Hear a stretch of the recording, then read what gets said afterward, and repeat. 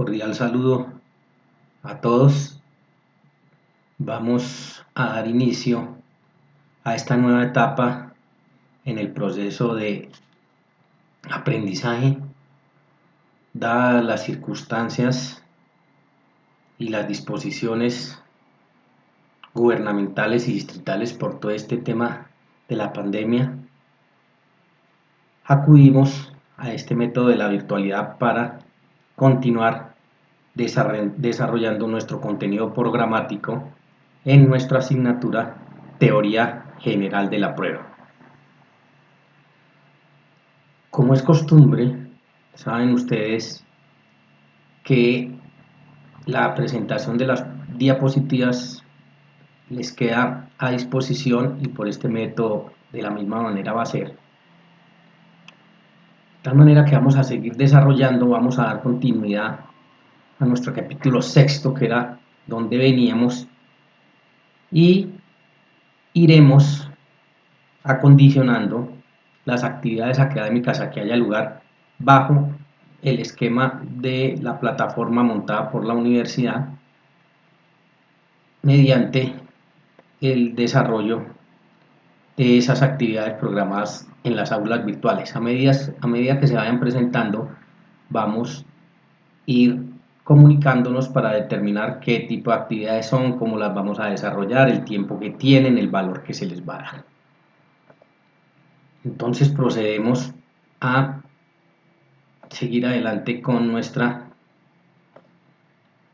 programación y estábamos hablando entonces nosotros en el capítulo sexto de los momentos de la prueba. Habíamos establecido y tuvimos oportunidad de referirnos a cada uno de ellos sobre el de la solicitud, primer momento de la prueba, la solicitud, todo lo que tiene que ver con ella, quién la puede solicitar, los momentos procesales para esta solicitud. La admisión o inadmisión, que tiene que ver con todo el decreto de la prueba, cuando cumple los requisitos y la admitiría. Sabemos que ese segundo momento de la prueba inmediatamente habilita para el tercer momento de la prueba, que sería la práctica. Si se decretan, ya sabemos qué hacer cuando la decretan, ya sabemos qué hacer cuando no la decretan. En este punto específico nos faltaría, sería el tema de los requisitos, que es el capítulo siguiente, para entender cuándo el juez debe decretar una prueba y cuándo no.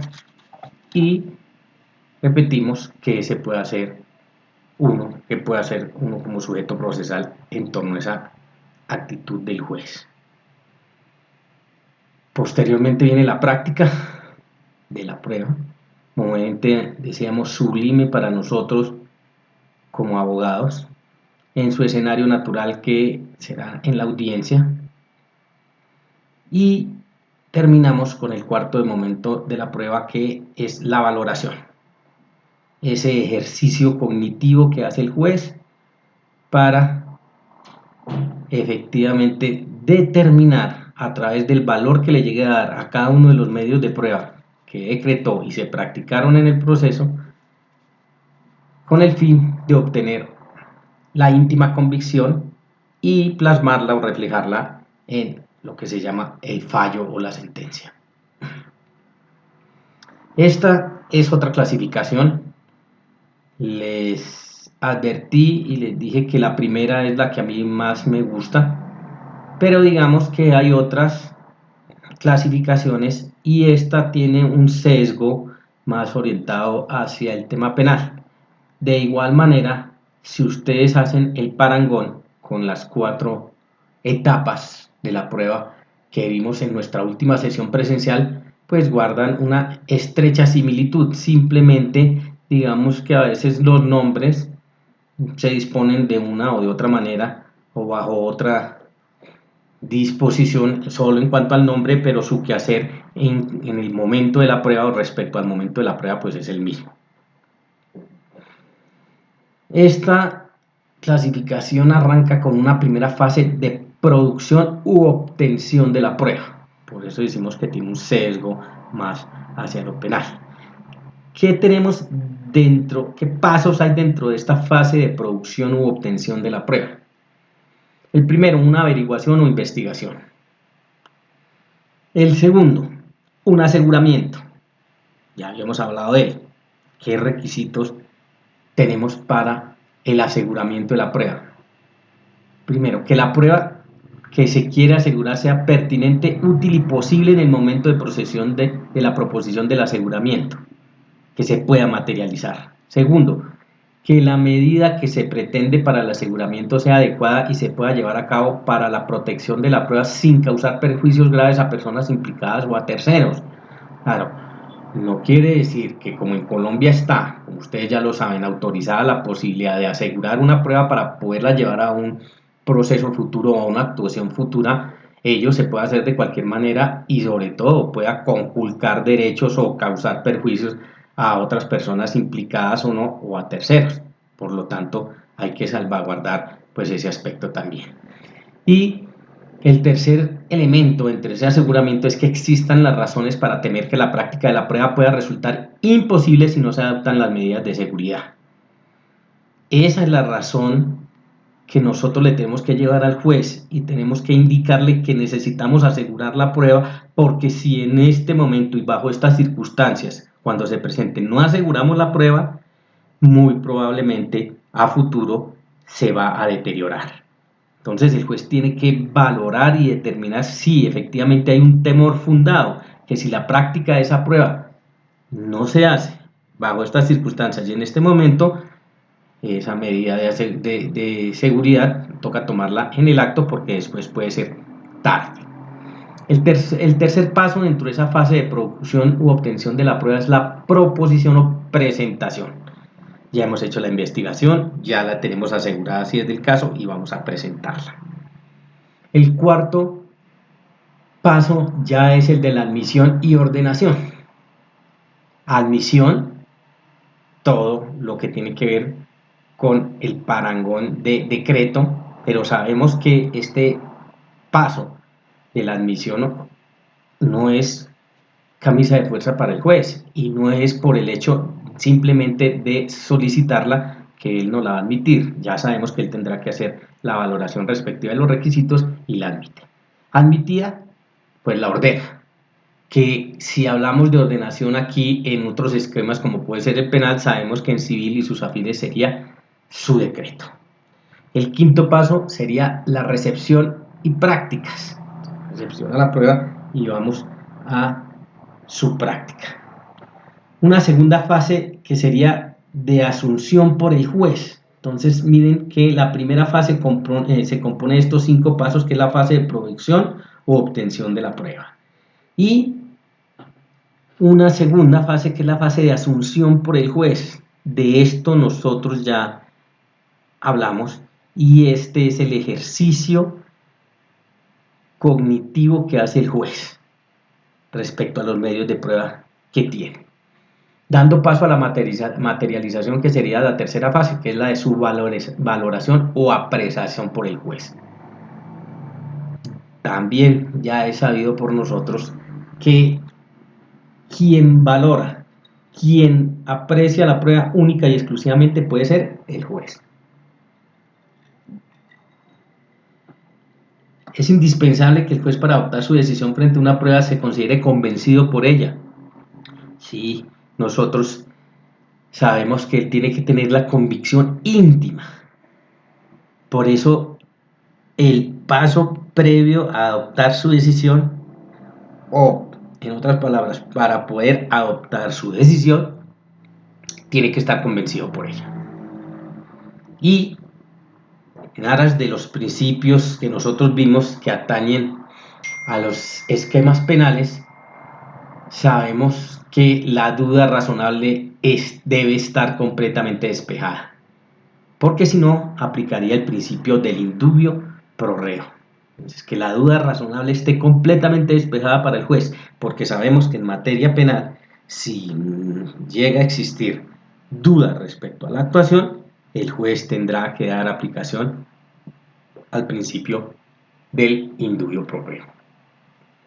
De acuerdo con esto, entonces en el capítulo 6, que se denominan momentos o etapas de la prueba, y decíamos que técnicamente hablamos del íter probatorio, el camino, los momentos de la prueba, pues tenemos esas dos clasificaciones que con esas les da absoluta claridad sobre los pasos que hay que dar en torno a este acto procesal probatorio. Una primera parte, que fue la última charla presencial que tuvimos, que le dedicamos, que tiene un sesgo hacia lo civil, comercial, agrario, de familia, laboral, contencioso, administrativa, en cuanto a la solicitud, el decreto, la práctica y la valoración.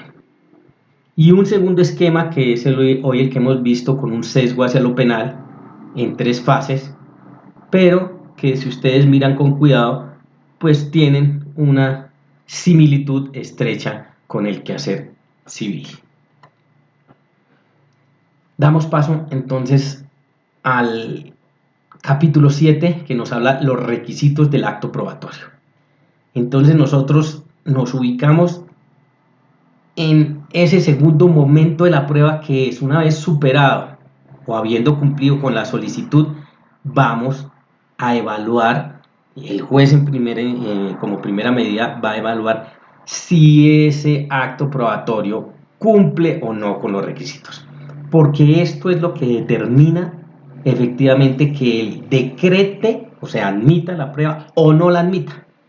Por lo tanto, esos requisitos del acto probatorio son 3, y ahí vamos a encontrar inmersos los requisitos, primero extrínsecos y luego intrínsecos. Entonces miremos estos requisitos y ahí obtendremos también la claridad suficiente para entender entonces cuándo el juez admite o no admite una prueba. Advirtiendo que, como en repetidas ocasiones les he dicho, el quehacer del juez es un quehacer de ser humano que está de la mano con el error. Por lo tanto, el juez, como en todos los actos procesales, y esta no es la excepción, acá también el juez puede equivocarse y admitir mal una prueba o inadmitir también mal una prueba, pero existe en el mecanismo de la impugnación de los recursos entre nosotros para enderezar o establecer la verdad jurídica en cuanto al decreto o no de una prueba. El primer requisito es el requisito subjetivo. Entonces miramos aquí el tema de la competencia, que tiene que ver con el funcionario. Entonces sabemos que la competencia, la jurisdicción y la competencia tiene que ver en principio ¿con quién? Con el funcionario judicial.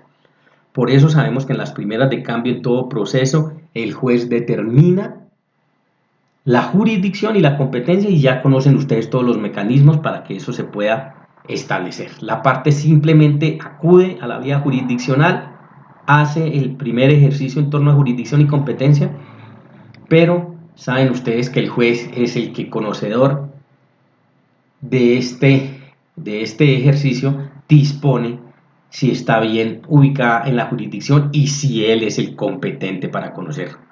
Claro, del acto probatorio tiene que existir la competencia atribuida a ese juez de conocimiento. Entonces será el juez de la competencia, determinada por la competencia, por los factores de la competencia, o sea, el juez competente es el juez que tiene que participar en el acto probatorio. La legitimación en la causa, ya es la facultad que se tiene para realizar y practicar la actividad probatoria. Ya la legitimación en la causa tiene que ver con los otros sujetos procesales, los que participen en la prueba, ¿quiénes? Las partes y los terceros si hay lugar. Tienen que estar legitimados como lo tienen que estar para la realización de todos los actos procesales. Nosotros sabemos que no cualquier persona puede interponer cualquier tipo de demanda. Por lo tanto, ahí tiene que establecerse la legitimación. ¿Quién lo puede hacer? Tiene que estar reconocido y legitimado en la causa por activa o por pasiva, ya sea como parte o ya sea como tercero, para poder intervenir en los actos procesores, en los actos probatorios. Por eso, entonces, aquí hacemos alusión a la legitimación en la causa para actuar. La necesita para este acto probatorio y la necesita para todos los otros actos probatorios. De estas dos instituciones, competencia y legitimación, surge entonces el contexto de los requisitos extrínsecos de la prueba. Entonces, para mayor claridad, en cuanto a los requisitos del acto probatorio son tres: el subjetivo, que es el que estamos viendo, el objetivo y el de actividad. El subjetivo estamos desarrollando y da lugar, con base en la competencia y la legitimación, a establecer los requisitos extrínsecos de la prueba. Estos contemplan las circunstancias separadas del medio y pueden ser de forma o de fondo, y serían los siguientes: 5. Entonces, 5 son los requisitos extrínsecos de la prueba.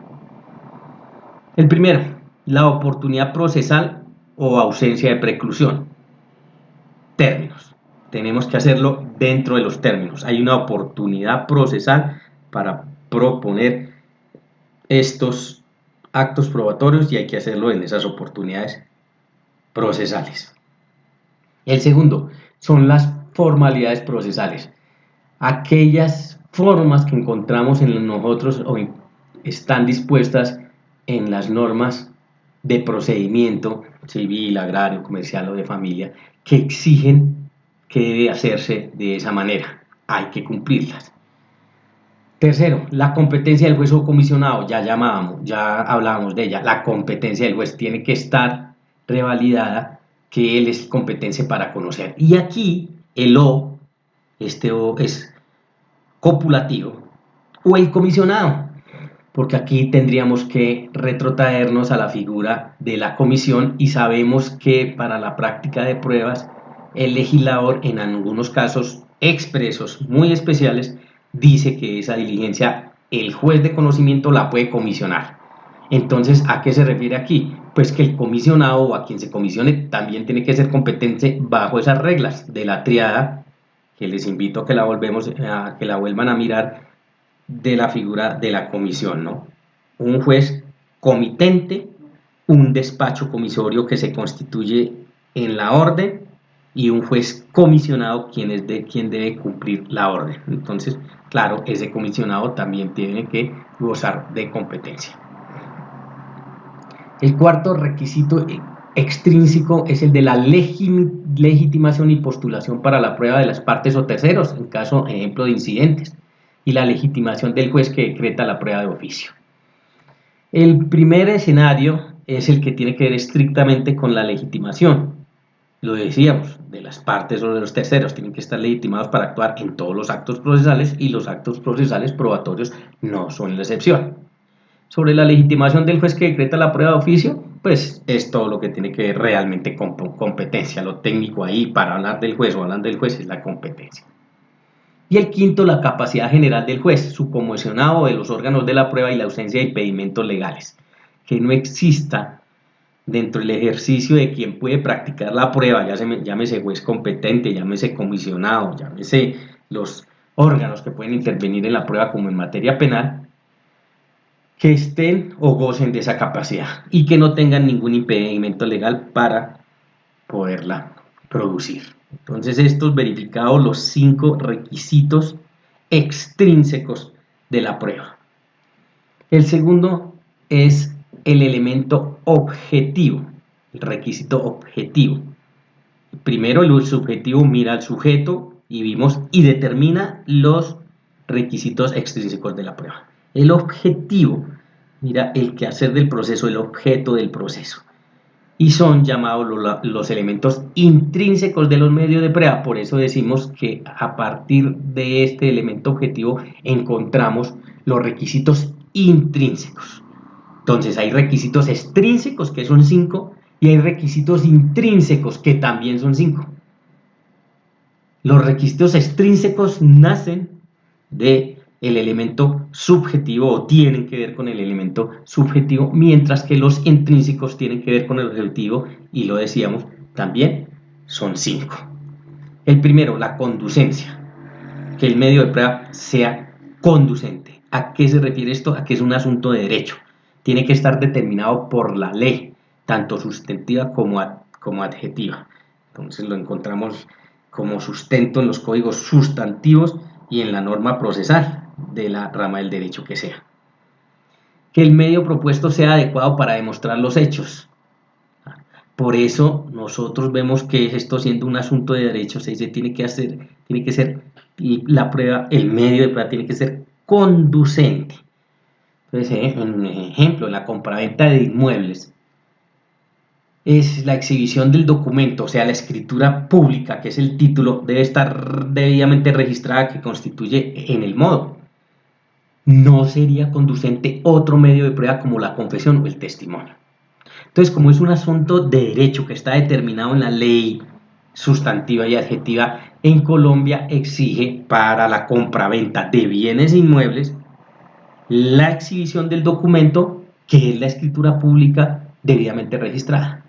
Por eso es requisito sine qua non cuando se ventila un conflicto de compraventa, no solo allegar el respectivo contrato, sino además, si se trata de un bien inmueble, hay que aportar copia de la escritura pública debidamente registrada. Esa sería la prueba o el medio de prueba conducente, como estamos hablando de ese documento que es la escritura pública, y a través o por medio de otro documento que se registra y queda evidenciado en el folio de matrícula inmobiliaria, estamos hablando de la prueba documental. Entonces, en este punto específico, la prueba conducente, el medio de prueba conducente es la documental, y no podría ser reemplazada, ejemplo, por un testimonio o por una confesión, porque si yo voy a ventilar un asunto, un conflicto derivado de una compraventa de un bien inmueble y no aporto la escritura pública ni su registro, y le digo al juez que le presento 3 testigos para que den fe de eso, pues el juez, ¿qué me va a decir respecto de ese acto probatorio que yo le estoy proponiendo, que es el testimonio? Que esa prueba es inconducente, porque como se trata de un asunto de derecho, nos exige una prueba documental. La pertinencia, que sería el segundo requisito intrínseco, ya no es un asunto de derechos, sino es un asunto de hechos. Ya tiene que ver directamente con el hecho. El hecho a demostrar debe tener relación con los que configuran la controversia. Debe haber coherencia que debe existir entre la prueba invocada con el elemento cierto a demostrar. De ahí que, como pruebas, ejemplos de pruebas impertinentes tendríamos las que intentan demostrar hechos ajenos al interés de las partes. Claro, no es pertinente porque se está saliendo de la órbita de ese razón de ser jurídica, y es demostrar la relación con los hechos que configuran esa controversia. Los hechos periféricos, no esenciales para la decisión. Hemos tenido oportunidad de dar algunos ejemplos de ellos, ¿no? Tenemos que ir a los hechos que tienen relevancia jurídica. Siempre hemos hablado hechos con relevancia jurídica. Cuando me siento a hacer la demanda, yo tengo que pensar en los hechos que tengan relevancia jurídica, no en todos los que un usuario, un cliente me puede dar, porque en ellos pueden haber muchos periféricos que no son esenciales para la decisión, no tienen esa relevancia jurídica. Si yo le llego a proponer un medio de prueba en esas condiciones al juez, el juez me va a decir que no es pertinente y por lo tanto no me va a decretar la práctica de ese medio de prueba. Otros, los referidos a hechos no controvertidos. Ya vimos aquí los famosos hechos no controvertidos. Los hechos no controvertidos conllevan a una consecuencia jurídica, que es que los hechos no controvertidos se presumen ciertos, habiendo dado la posibilidad de controvertirlos. De eso ya hemos hablado. Y los que pretenden probar hechos notorios, también de estos hablamos en el capítulo pertinente sobre los hechos notorios. Los hechos notorios sabemos nosotros que no hay que probarlos. Por lo tanto, si yo insisto en que aunque es un hecho notorio, pero quiero probarlo, pues el juez, ¿qué me va a decir respecto a ese medio de prueba o medios de prueba que yo le solicite? Que no son pertinentes, toda vez que estamos frente a un hecho notorio y los hechos notorios no hay que probarlos. Ya aquí es el momento de retomar de la importancia de la responsabilidad que hay que tener al estructurar esos hechos, porque decíamos, lo primero que yo tengo que pensar allí es si el hecho es susceptible de prueba o hay que probarlo, o si el hecho no hay que probarlo, porque igual los tengo que llevar a la demanda, pero el hecho que no requiere de prueba, como los hechos probatorios, pues simplemente como los hechos notorios, simplemente los enuncio y no me desgasto solicitando medios de prueba, porque miren aquí la consecuencia, si yo lo llego a hacer, el juez me dice, no le admito, no le decreto ese medio de prueba porque es impertinente. Son pruebas impertinentes las que tienen por objeto hechos ajenos al litigio y que no influyen en la causa porque no son pertinentes para probar. Y ese sería, a grandes rasgos, el resumen, ¿no?, de los hechos pertinentes y los hechos impertinentes que tienen que ver directamente con los hechos. La utilidad o necesidad, tercer requisito intrínseco, utilidad o necesidad. Algunos doctrinantes lo separan, pero quedan subsumidos en realidad en uno solo, que sean útiles y necesarios. ¿Para qué? Para esclarecer los hechos controvertidos que no se encuentren demostrados con otra prueba.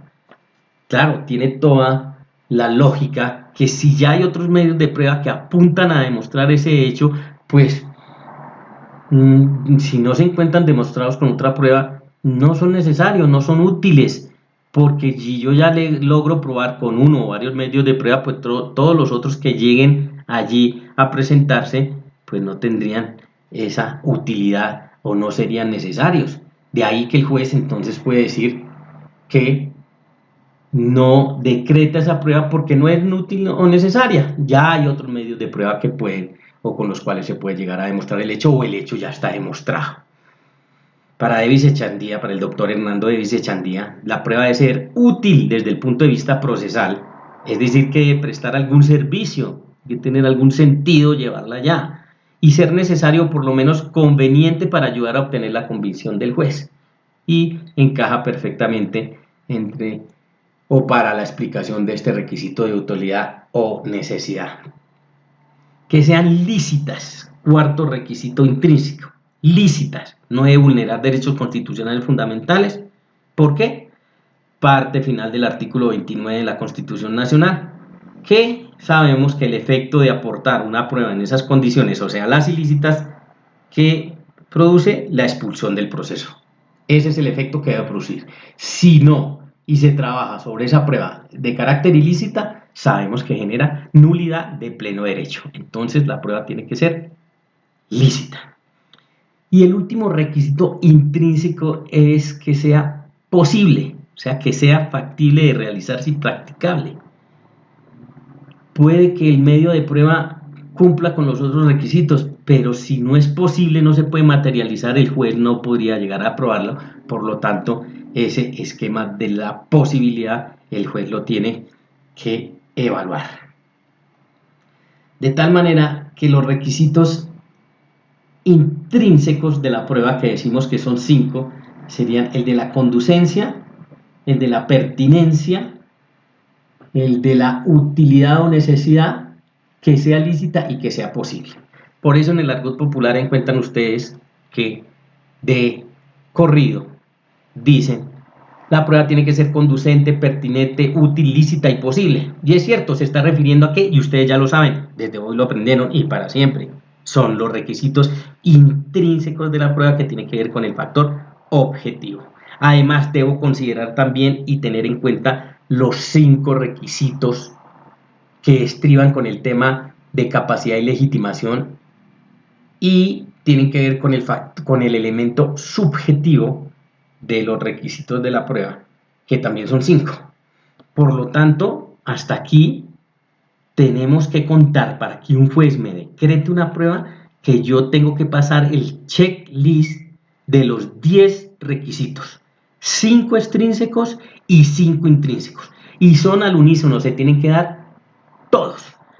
Porque, ejemplo, la prueba testimonial, vamos a dar ese ejemplo, la prueba testimonial es la que yo voy a llevar al proceso porque efectivamente ese medio de prueba es el que me conduce a probar los hechos.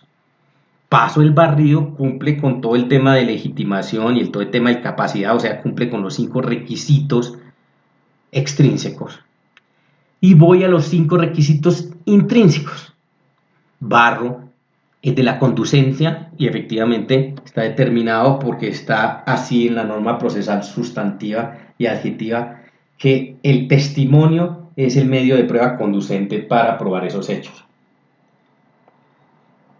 Segundo, miro la pertinencia y devienen que el testimonio, para ese caso, la prueba testimonial es pertinente para probar esos hechos. Es útil y necesaria, no se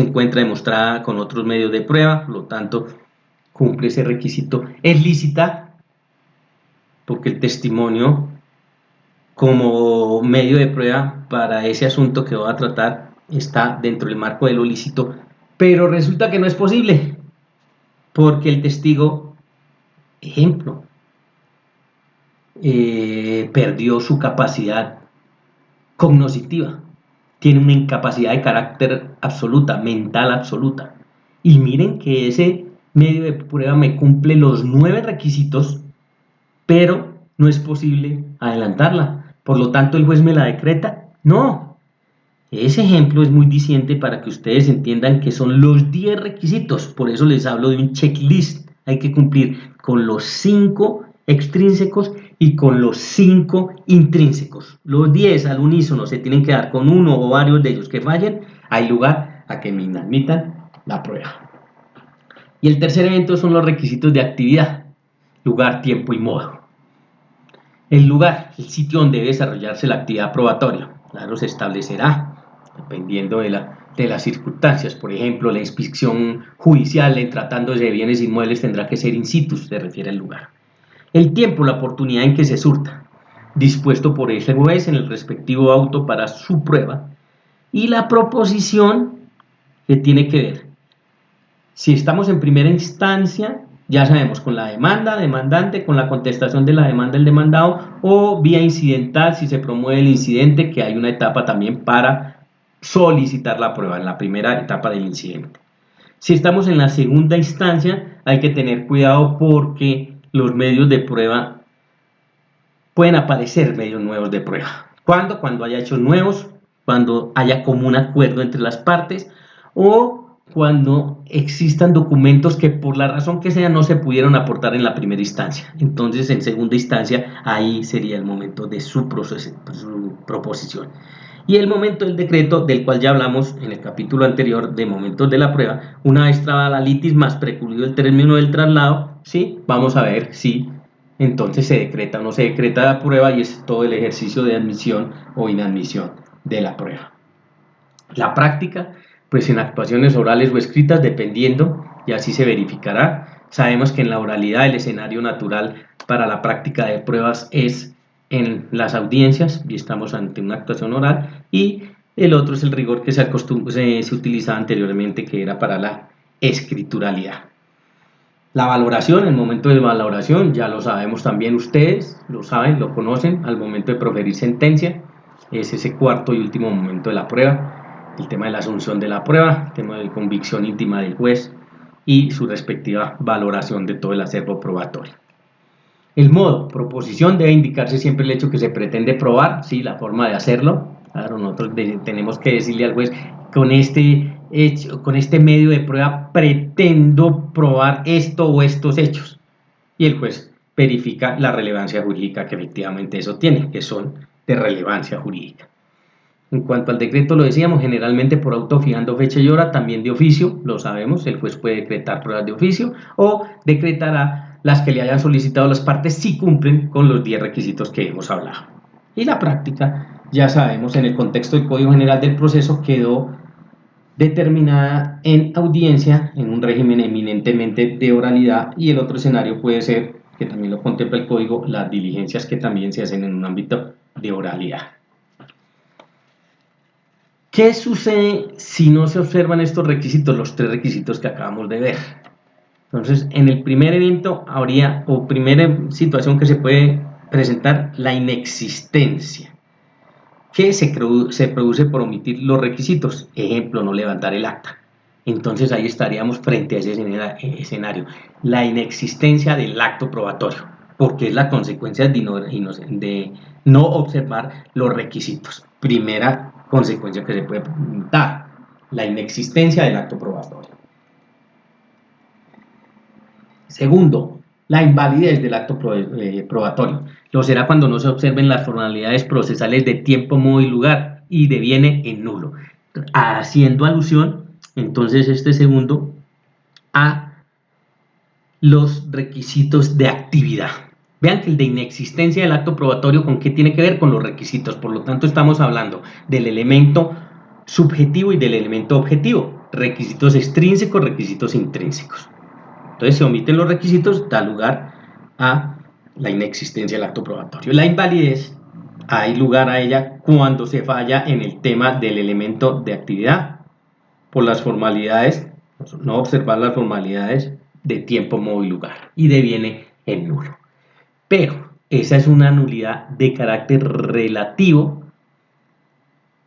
porque en punto específico de tiempo, modo y lugar, dice la norma que si se cumple con los principios de publicidad y contradicción no será nulo. O sea que si se produce y se respetan los principios de publicidad y se da la posibilidad del ejercicio de la contradicción, se sanea la nulidad.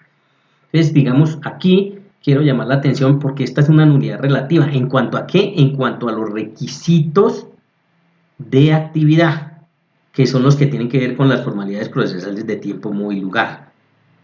Porque si es por violación de los derechos constitucionales fundamentales, sabemos también, parte final del artículo 99, que también hay una nulidad, pero esa nulidad sí es de carácter absoluto, esa sí no es relativa. Pero de esta que estamos hablando en cuanto a la invalidez del acto probatorio, por fallar en las formalidades del requisito de actividad, es una nulidad relativa. Relativa, ya saben ustedes qué quiere decir, que se puede sanear por acción o por omisión. Y aquí se sanea si se cumplen o se respetan los principios de publicidad, o sea, se puede demostrar que las partes, los sujetos procesales estuvieron enterados de la práctica de esa prueba. Y segundo, si se dio oportunidad de contradecir la prueba. Y si esos dos requisitos se cumplen, se sanea la nulidad y por eso la ley dice que no será nulo.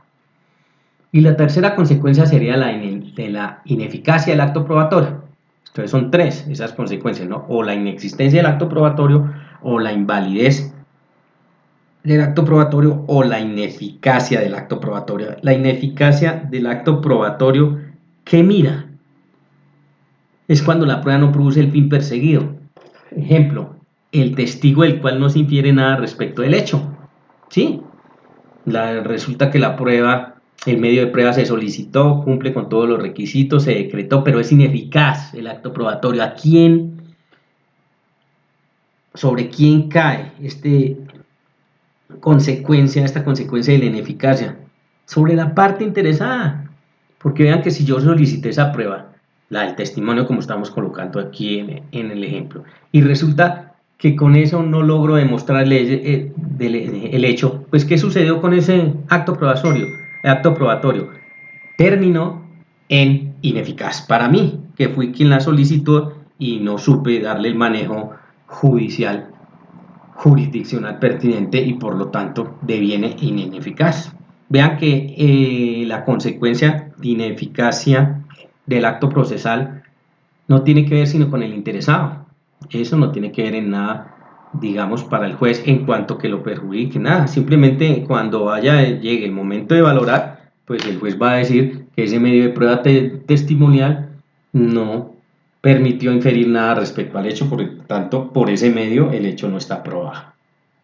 De esta manera, entonces, concluimos con el capítulo séptimo, que es los requisitos del acto procesal.